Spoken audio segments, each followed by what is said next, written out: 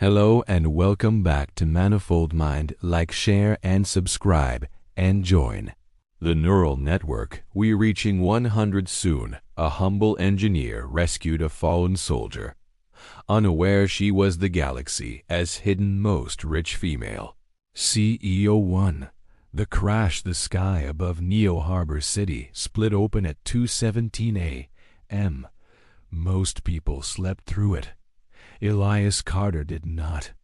Because when you work night maintenance on orbital stabilizers, you notice when a burning object tears through controlled airspace. He stepped out of the utility bay just as something streaked across the clouds. Metal twisted. Engines dead, hull glowing like a dying star. "Please don't land on my district," he muttered. It did not. It crashed into Dock Sector 9. Elias grabbed his toolkit and ran. Not because he was brave. Because he knew emergency responders would take 10 minutes, and 10 minutes was too long if someone was alive in that wreck. The ship was military grade, compact, advanced, not Earth-made. Smoke hissed from ruptured vents. He forced open a side hatch with a plasma cutter. Inside, a woman, unconscious, clad in torn black tactical armor, blood at her temple. Silver hair tangled against her cheek. Even injured, she looked lethal. Elias swallowed. "Okay," he murmured. "I'm not qualified for whatever galactic drama this is." She didn't respond. He lifted her carefully. She was lighter than he expected. He carried her out before the vessel detonated in a small but violent energy burst. Debris rained behind them. He shielded her with his body. Because that's what decent people do. 2. The soldier. She woke up 3 hours later on Elias's couch. His apartment was small, cluttered with mechanical parts, smelled faintly of engine grease and cheap coffee. She sat up instantly, hand reaching for a weapon that wasn't there. "Easy." Elias raised his hands. "You were in a ship crash." I patched what I could. Her eyes locked onto him, sharp, assessing, calculating. "Where is this?" "Dock Sector 9, Neo Harbor." She studied the room. "You are not military. Maintenance engineer. Why did you help me?" He blinked. "You were on fire." Silence.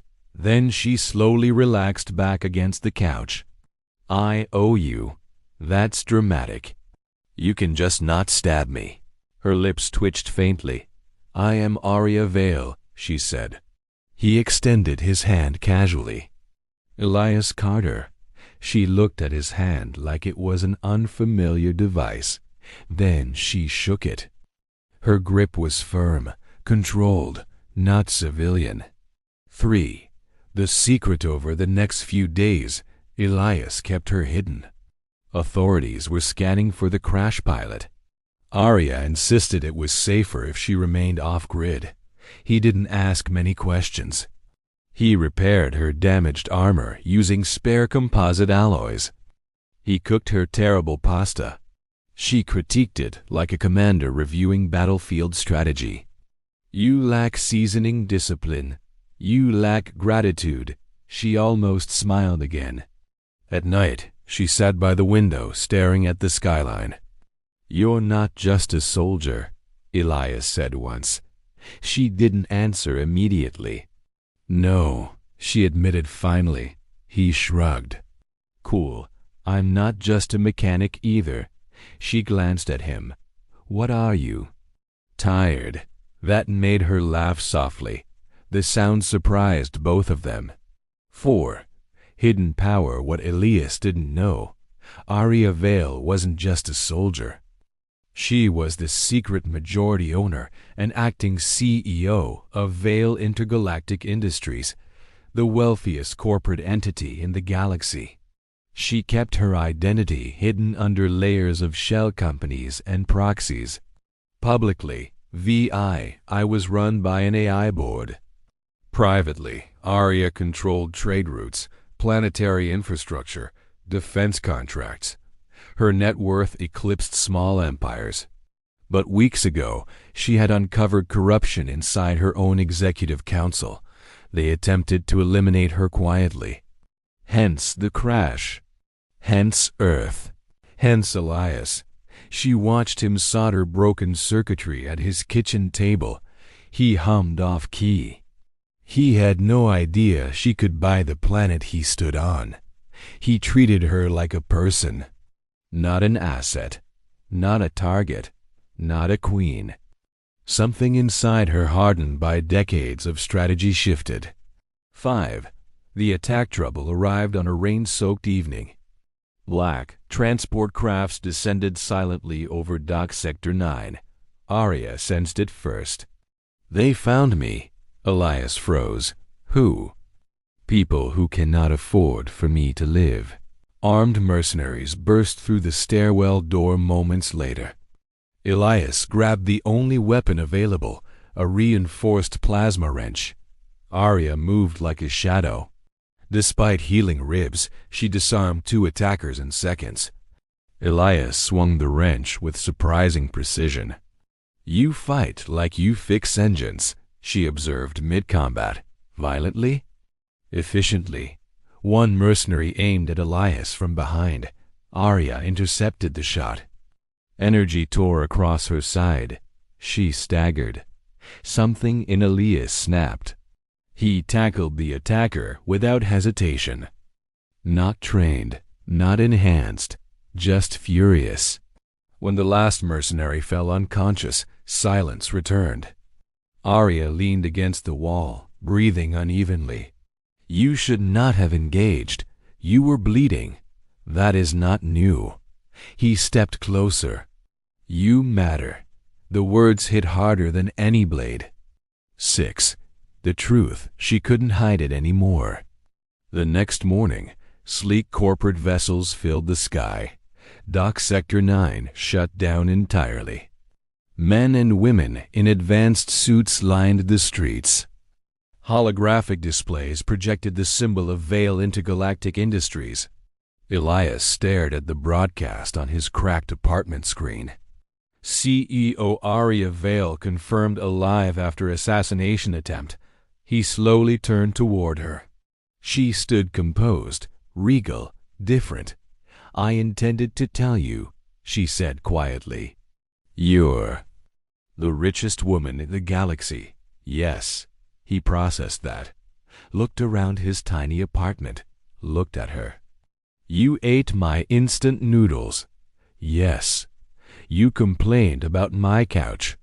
It is structurally offensive. He ran a hand through his hair. You could have left any time. I stayed. Why? Her voice softened. Because you did not see a CEO or a weapon or a symbol. She stepped closer. You saw me. His heart pounded harder than during the firefight. You're still you, he said slowly. She exhaled in relief. 7. Choosing each other, Arya reclaimed her position within days. Executives were removed. Corruption dismantled. But she didn't return to the galaxy's elite towers immediately. Instead, she brought Elias with her. Corporate media lost its collective mind when the mysterious engineer appeared at her side during a press summit. Are you romantically involved with CEO Vale? Elias blinked at the cameras. Yes. Arya did not deny it. Stock prices rose. Public approval skyrocketed. But privately, she worried. You do not belong in this world, she told him once. He smirked. You crashed into mine first. She kissed him that night. Not calculated. Not strategic. Certain. 8. The proposal months later. Standing atop the highest tower of Vale Intergalactic Headquarters, Elias looked out over 3 visible orbital rings. You could have anyone, he said quietly. I chose you. Why? You rescued me without knowing my value. He turned toward her fully. You were always valuable. She swallowed. I do not know how to live small. Good, he said. I'll build bigger kitchens, she laughed, then grew serious. Marry me, he blinked. You're proposing on a corporate skyscraper. Yes, he grinned. All right, 9. The wedding was broadcast across sectors, but the quiet moments afterward mattered more. Months into their marriage, Arya stood in their private residence overlooking both city and stars. I am pregnant, she said softly. Elias froze, then slowly approached her. You're sure? Yes. He placed his hand gently over her abdomen. You're not facing this alone. Her eyes shimmered faintly. I never thought I would want this. What changed? You. Her pregnancy became interstellar news. Markets fluctuated. World leaders sent gifts. Arya ignored them. Elias focused on her health obsessively. You command fleets, he reminded her once. You can handle cravings. I require mangoes from Kepler 9. Of course you do. 10. The birth labor was long. Arya gripped his hand with iron strength. You are stronger than this, he whispered. She glared. I am CEO, not invincible. When their daughter was born, dark hair like Elias, silver eyes like Arya, silence filled the room. Then the soft cry. Arya held her carefully. This, she murmured, voice trembling, is worth more than any empire. They named her Nova. 11. 1 year later, Vale, intergalactic industries flourished. Corruption was gone. Trade expanded. Entire colonies stabilized under Arya's reforms. But at home, Nova crawled across polished floors, giggling as tiny holographic butterflies projected from her crib. Elias chased her with exaggerated drama.